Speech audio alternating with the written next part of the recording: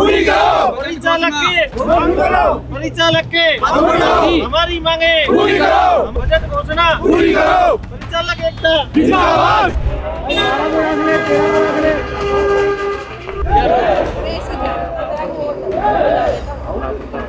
Budget घोषणाओं में जो सरकार ने की थी उसमें 1650 पदों पे घोषणा थी, लेकिन फिर भी मात्र केवल 500 पदों पे ये भर्ती निकाली गई है। इसमें 2700 से ज्यादा पद अभी भी खाली चल रहे हैं। 3600 और 54 पद वर्तमान में रिक्त चल रहे हैं। सरकार युवाओं को मात्र 2 साल में ही भूल गई है। बार बार यही मांग कर रहे हैं कि जो बजट घोषणा थी 1650 पदों पे उसको पूरा किया जाए और ये 500 पद दिए इनको बढ़ाया जाए। अगर सरकार हमारी बात नहीं सुनती है तो इस सरकार को युवाओं का आक्रोश देखना पड़ेगा। 2028 में इसका जवाब मिलेगा सरकार को। और हम लोगों का अधिकार और हम लोगों का हक इस सरकार ने छीना है हमसे। सीधा सीधा इन्होंने हमारा हक खाया है।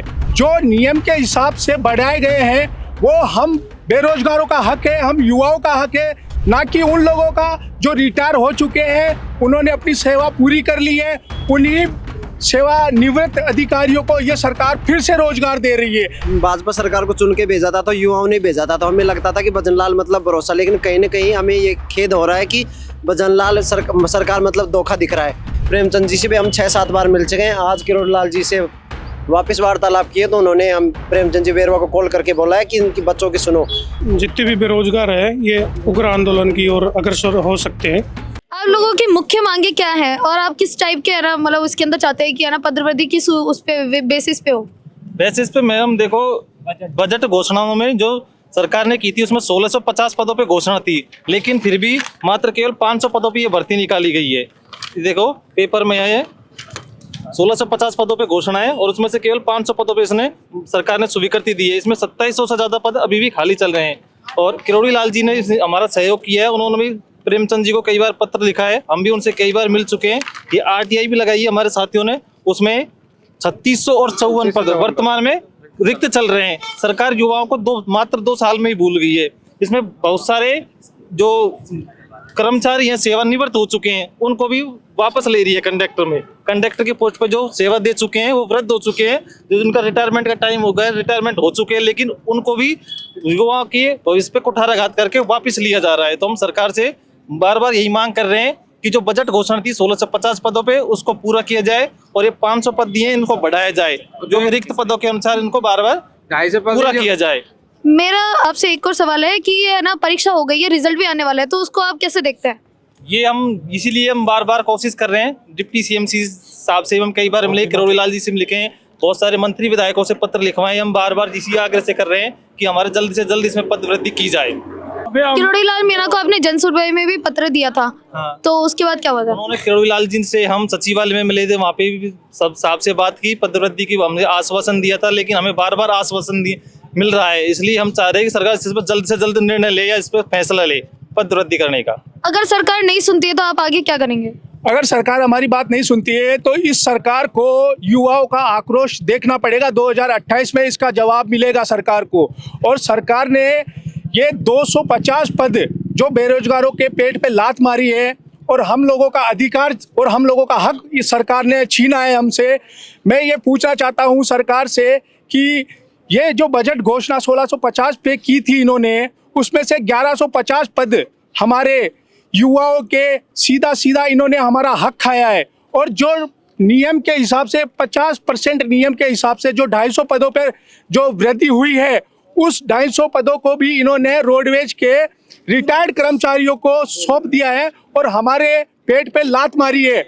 हम ये कहना चाहते हैं सरकार से कि 250 पद जो नियम के हिसाब से बढ़ाए गए हैं वो हम बेरोजगारों का हक है, हम युवाओं का हक है, जो परीक्षा दे चुके हैं जो युवा है उन लोगों का हक है, ना कि उन लोगों का जो रिटायर हो चुके हैं, उन्होंने अपनी सेवा पूरी कर ली है। उन्हीं सेवानिवृत्त अधिकारियों को ये सरकार फिर से रोजगार दे रही है, जिनकी वर्तमान में पेंशन चालू है, जिनको वर्तमान में फिर से नौकरी लगाया जा रहा है। यह बेरोजगारों के साथ अत्याचार है, उनके हक खाया जा रहा है और ये बेरोजगारों के सीधे सीधे पेट पे लात मारने का काम कर रही है सरकार। अभी आप सरकार का हम विरोध करेंगे। अभी आपने किरोड़ी लाल मीणा से मुलाकात की तो उन्होंने क्या सलाह दी? उन्होंने किरोड़ी लाल जी ने, बाबा ने हमारे मांग रखते हुए, और हमने अभी उनको खून से पत्र लिखा है, इस पे बाबा ने अभी डिप्टी सीएम से बात करी है हमारे सामने, और डिप्टी सीएम साहब प्रेमचंद जी बेरवा को स्पष्ट रूप से आदेश दिया है कि साहब इस भर्ती को संज्ञान में लो और तुरंत ये जो 250 पद इन्होंने रोडवेज सेवानिवृत्त कर्मचारी को दिए हैं, तुरंत इन पदों को वहाँ से निरस्त करके और बेरोजगार युवाओं के पक्ष में ये फैसला लिए। इसी का बाबा ने हमारे सामने अभी प्रेमचंद जी को ये कॉल पे इन्होंने बात करके ये बात कही है। और अब रिजल्ट आने वाला है तो आपको क्या लगता है आपकी मांगे पूरी होगी? देखो अब बाबा साहब ने बोला है, भरोसा पता नहीं अभी क्या करते हैं ये। हमें विश्वास है पक्का पद बढ़ेंगे। और आज बाबा ने हमको भेजा, अब शासन सचिवालय जा रहे हैं प्रेमचंद बैरवा जी के पास, और उन्होंने फोन किया है और हमको आशा है कि पक्के पद बढ़ेंगे। वहाँ भेजा है। अब है ना, रिजल्ट भी आ गया है, मतलब रिजल्ट भी आने वाला है, तो आपको क्या लगता है आपकी मांगे पूरी होगी? हम प्रयास ही कर सकते हैं, लेकिन हमने जब भाजपा सरकार को चुन के भेजा था तो युवाओं ने भेजा था, तो हमें लगता था कि भजनलाल मतलब भरोसा, लेकिन कहीं ना कहीं हमें ये खेद हो रहा है कि भजनलाल सरकार मतलब धोखा दिख रहा है। क्योंकि हमारे कितने दिन हो गए, 1.5-2 महीने से हम घूम रहे हैं सरकार के पीछे, पिछले मांगों को सुना नहीं जा रहा, सिर्फ आश्वासन पे आश्वासन दिया जा रहा है, धरातल पे काम नहीं किया जा रहा है। प्रेमचंद जी से भी हम 6-7 बार मिल चुके हैं। आज किरोड़ी लाल जी से वापस वार्तालाप किए तो उन्होंने हम प्रेमचंद जी बेरवा को कॉल करके बोला है कि इनकी बच्चों की सुनो, तो हम शासन सचिवालय जाएंगे और हम अपने मांग अच्छे से रखेंगे। देखते हैं आगे क्या होता है, हम प्रयास ही कर सकते हैं, ऊपर वाले के हाथ में। अगर सरकार आपकी मांगे नहीं सुनती है तो आपकी क्या रणनीति रहेगी आगे? ये जितने भी बेरोजगार है ये उग्र आंदोलन की ओर अग्रसर हो सकते हैं। तो सरकार को ये समझदारी दिखानी चाहिए कि रोडवेज की स्थापना रोडवेज का गठन लगभग 1960 के आसपास हुआ था, 1964।